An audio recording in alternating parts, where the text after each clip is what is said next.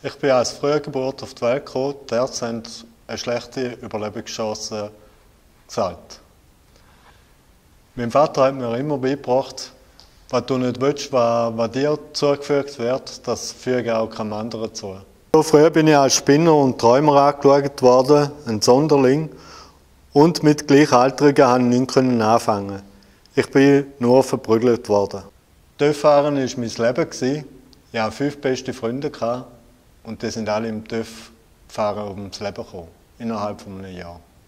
Und ich bin in einem tiefen Loch hineingefallen. Ich habe mich gefragt, was hat das Leben für einen Sinn? Ich habe in verschiedenen Religionen danach gesucht.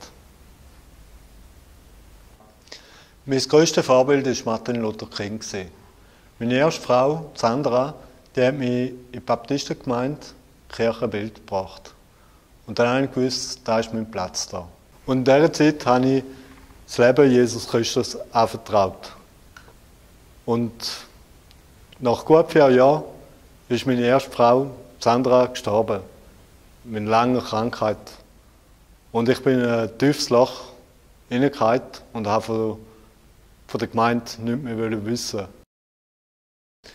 Mit meiner zweiten Frau, der Imon, habe ich den Weg wieder zurückgefunden in Kirchenbild.